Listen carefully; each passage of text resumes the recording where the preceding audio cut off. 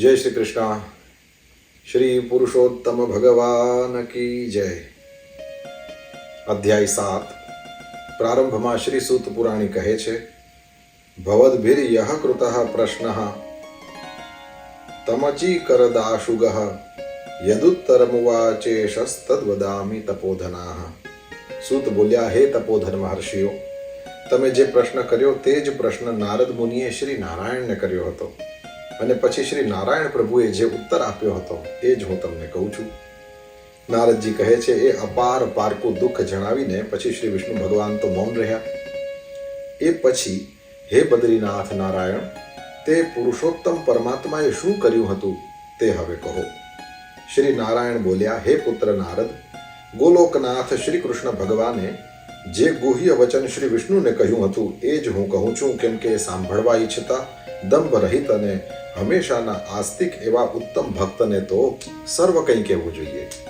પુરુષોત્તમનું એ વચન ઉત્તમ કીર્તિ કરનાર, પુણ્યકારક, યશ વધારનાર, ઉત્તમ પુત્ર આપનાર, રાજાઓને વશ કરનાર, દારિદ્ર્ય રૂપી જંગલને બાળી નાખવામાં દાવાનળ સમાન અને અતિ પુણ્યોથી સાંભળી શકાય તેવું છે.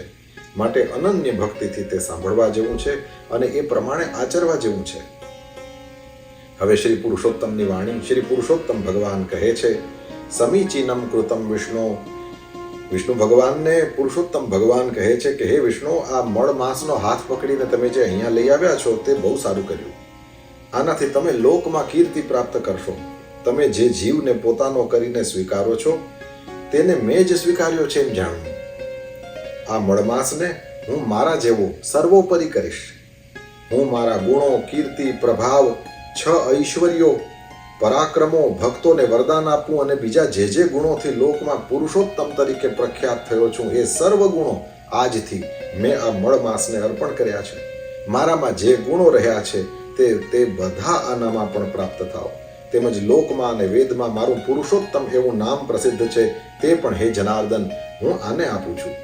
અને હે મધુસૂદન, આ મહિનાનો સ્વામી પણ આજથી હું જ થયો છું. આના નામથી આખું જગત પવિત્ર થશે અને મારી સમાનતા પ્રાપ્ત કરીને આ મહિનો બીજા બધા મહિનાઓનો અધિપતિ થશે. વળી આ જગતમાં પૂજ્ય અને જગતને વંદન કરવા લાયક થશે. આની પૂજા કરનારા સર્વ લોકોના દારિદ્ર્યનો આ મહિનો નાશ કરનારો થશે. બધા મહિનાઓ તો કામનાવાળા છે, પણ હું આને નિષ્કામ કરું છું. સર્વ લોકોને આ મોક્ષ આપનાર થશે અને આને હું મારા જેવો જ કરું છું.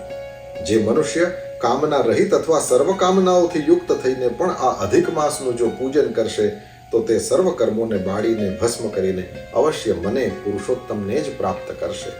મહાભાગ્યશાળી સંન્યાસીઓ, બ્રહ્મચારીઓ તથા બીજા મહાત્માઓ જેને માટે આહાર રહિત રહીને તપસ્યા કરે છે, દ્રઢ વ્રતો ધારે છે, ફળ, પાંદડા તથા વાયુનો આહાર કરે છે, કામ તથા ક્રોધનો ત્યાગ કરે છે, ઇન્દ્રિયોના સમુદાયને જીતે છે, ચોમાસાના સમયમાં આશ્રય રહિત ખુલ્લા વનવગડામાં પડી રહે છે, ટાઢ તથા તડકો સહન કરે છે અને બીજા પણ અનેક પ્રયત્ન કરે છે, તો પણ હે ગરુડ ધ્વજ, તેઓ મારામાં અવિનાશી પરમ પદને પ્રાપ્ત કરતા નથી.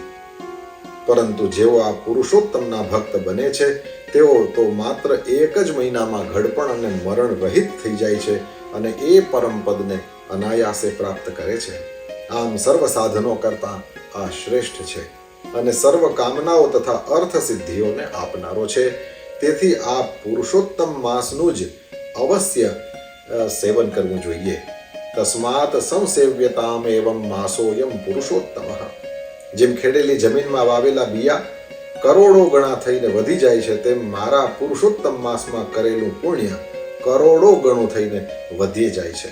કેટલાક લોકો ચાતુર્માસી આદિ યજ્ઞો કરીને તે દ્વારા સ્વર્ગમાં જાય છે ખરા, પણ અમુક કાળ સુધી ત્યાંના ભોગો ભોગવ્યા પછી તેઓને ફરીથી પૃથ્વી પર જન્મ લેવા માટે આવવું પડે છે. પણ જે મનુષ્ય વિધિ પ્રમાણે આદરથી પુરુષોત્તમ માસનું સેવન કરે છે તે પોતાના કુળનો ઉદ્ધાર કરીને અવશ્ય મને પ્રાપ્ત થાય છે. એ મનુષ્ય અહીં મારી પાસે આવ્યા પછી જન્મ મરણના ભયથી વ્યાપ્ત અને આધિ વ્યાધિ તથા ઘડપણથી ઘેરાયેલા સંસારને ફરીથી ક્યારેય પણ પ્રાપ્ત કરતો નથી. કેમ કે જેને પામીને ભક્તો ફરી આ સંસારમાં પાછા ફરતા નથી એ જ મારું પરમધામ છે. આવું વેદ વચન એ સત્ય છે, એ અસત્ય કેવી રીતે થાય? આ મહિનાનો અધિપતિ આજથી હું જ થાઉં છું. આને હું જ પ્રતિષ્ઠા પમાડું છું અને આને પુરુષોત્તમ એવું મારું નામ પણ હું અર્પણ કરું છું. પુરુષોત્તમેતિ મન્નામ યદપ્યસ્મૈ તદપ્યસ્મૈ સમર્પિતમ. તેથી આના ભક્તોની ચિંતા રાત દિવસ હવે મને જ રહેવાની છે. આના ભક્તોની સર્વ કામનાઓને આજથી હું જ પૂરી કરવાનો છું.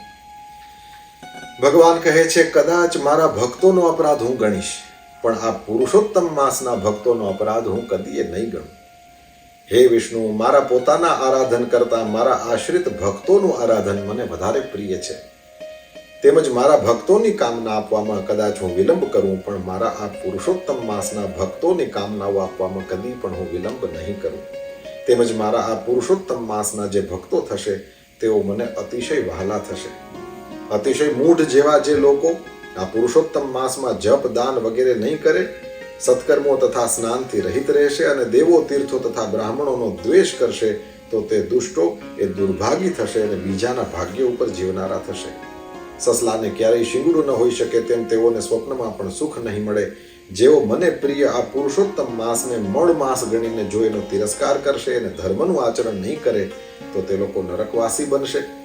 જેઓ દર ત્રીજે વર્ષે આ પુરુષોત્તમ માસને પ્રાપ્ત કરીને ધર્મનું આચરણ નહીં કરે તો એ નરકમાં પડશે. એટલું જ નહીં, પણ અતિશય મૂઢ એવા એ લોકો આ મનુષ્ય લોકમાં પણ પુત્ર પૌત્ર તથા સ્ત્રી તરફથી મોટું દુઃખ પ્રાપ્ત કરશે અને દુઃખરૂપ દાવાનળમાં જ હંમેશા રહ્યા કરશે. આ મારો પુરુષોત્તમ માસ અતિશય પવિત્ર અને શ્રીમાન છે, છતાં જેઓના અજ્ઞાનથી એમનો એમ જ એટલે કે ધર્મ આચરણથી રહિત એ જતો રહેશે, તો પછી એ કેમ સુખી થશે? ઉત્તમ ભાગ્યશાળી જે સ્ત્રીઓ પુત્ર સુખ તથા સૌભાગ્ય માટે થઈને પુરુષોત્તમ માસમાં સ્નાન દાન પૂજન વગેરે કરશે તેઓને હું પોતે જ સૌભાગ્ય સંપત્તિ સુખ તથા પુત્ર આપનારો થઈશ. પણ મારા નામવાળો આ પુરુષોત્તમ માસ જે સ્ત્રીઓનો શૂન્ય જશે એટલે કે દાન પુણ્ય વગેરેનો જશે તેને હું અનુકૂળ નહીં થાઉં. સ્વામીનું સુખ તેઓને પ્રાપ્ત નહીં થાય અને ભાઈ પુત્ર તથા ધનનું સુખ તો તેઓને સ્વપ્નમાં પણ દુર્લભ રહેશે. માટે બધા લોકોએ આ માસમાં સ્નાન પૂજા જપ વગેરે વધારે કરવા જોઈએ અને શક્તિ અનુસાર દાન વગેરે દેવું જોઈએ. જે મનુષ્યએ આ પુરુષોત્તમ માસમાં ભક્તિથી મારું પૂજન કર્યું હશે તે ધન તથા પુત્રનું સુખ ભોગવશે અને એ પછીથી ગોલોકમાં વાસ પ્રાપ્ત કરશે. સર્વ લોકો મારી આ આજ્ઞાથી મારા આ મહિનાની પૂજા કરશે અને એ જ કારણથી મેં આ માસને સર્વ મહિનાઓમાં ઉત્તમ કર્યો છે. માટે હે લક્ષ્મીપતિ, તમે આ અધિક માસની ચિંતા સંપૂર્ણપણે છોડી દો. આ પુરુષોત્તમ માસને સાથે લઈને હવે તમે તમારા શ્રેષ્ઠ વૈકુંઠ ધામમાં જાઓ. શ્રી નારાયણ કહે છે, શ્રી કૃષ્ણ ભગવાનનું એ રસિક વચન સાંભળ્યું છે. વિષ્ણુ ભગવાન નવા મેઘ જેવી કાંતિવાળા એ શ્રી કૃષ્ણ પ્રભુને વંદન કરે છે અને પછી અતિશય આનંદપૂર્વક એ પુરુષોત્તમ માસને સાથે લઈને જલ્દી ગરુડ ઉપર બેસીને પોતાના વૈકુંઠ ધામની અંદર પધારે છે. શ્રી બૃહન નારદીય પુરાણ વિશે પુરુષોત્તમ માસ મહાત્મ્યમાં શ્રી નારાયણ તથા નારદના સંવાદમાં અધિક માસને ઐશ્વર્યની પ્રાપ્તિ નામનો આ 7મો અધ્યાય પરિપૂર્ણ થાય છે. શ્રી પુરુષોત્તમ ભગવાન કી જય.